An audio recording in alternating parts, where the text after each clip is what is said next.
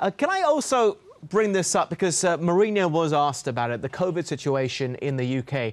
I'm in Malaysia, Gary's in Thailand. Woody, you're right in the heart of England. You're in Middlesbrough.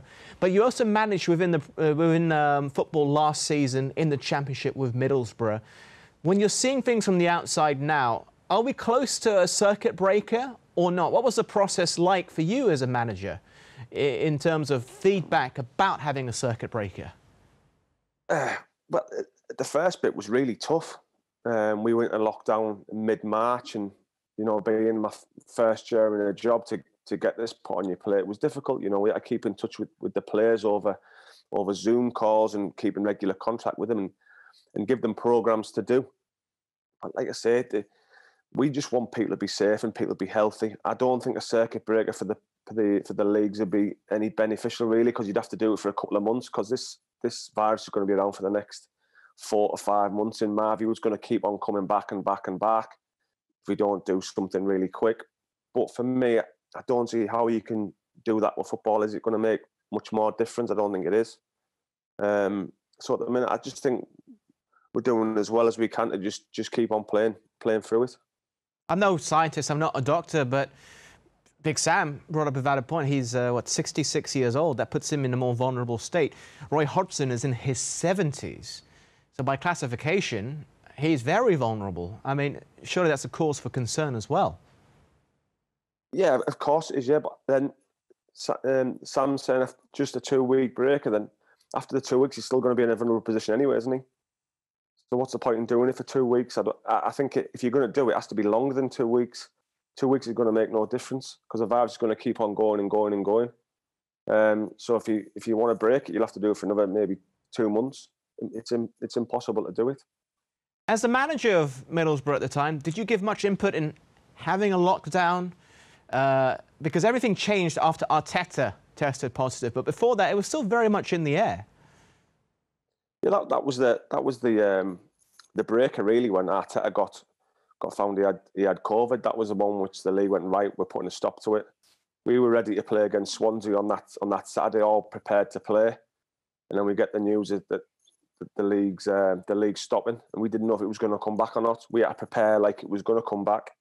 So, like I say, you give your players programs, you speak to them regularly. But at that stage, it was an unsure time for us. But us as a football club, we wanted the season to finish. We wanted to keep on playing and playing right till the end, which we did. Well, Gary, with Euro 2021 happening this year, already a shortened season, the last thing you do want is any form of a fixture congestion more than it already is. Do you think there would be a circuit breaker if cases get worse? Would it actually make a difference?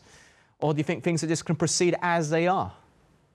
I don't see where the space is to have a circuit breaker. And when you look at all the procedures and the finance and money that's been put into these procedures, the testing of players, the secure bubbles and everything that are in effect in place, I think that football, certainly in the Premier League, can continue. I really do. Of course, everybody's health and well-being is the priority, but there are also people saying that by the Premier League and football continuing to go ahead on a weekly basis, it gives an awful lot of people an awful lot of joy and entertainment and something to do at a time when actually there's not too much happening for them. So there is even arguably a mental health benefit for the everyday man and woman in the street and child as well, because they can see the great game of football regularly on their TV. But also discipline issues. Prior to the game today, Reguilon, Lamela, 1 or 2 other Spurs players, photographed allegedly at a get-together for New Year or Christmas, breaking lockdown rules in the UK. Well, it's no surprise why Reguilon was perhaps benched as a punishment, perhaps.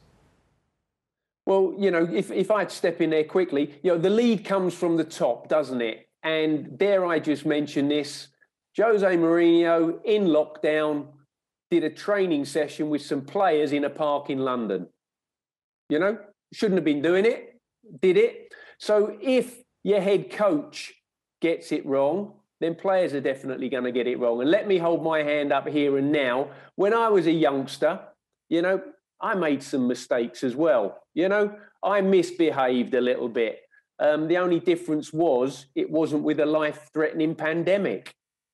It's not something new for all of us, it has to be said. What are your assessment on that? I think the players need to be a lot more clever than that. There's rules going out across the country now, and they can speak English well enough to understand what goes on. Okay, they made an error. Like Gary says, we all make errors. And it looks like he's been left out of the team for that today. They shouldn't be doing it, but it's done now. Yeah, they need to move on.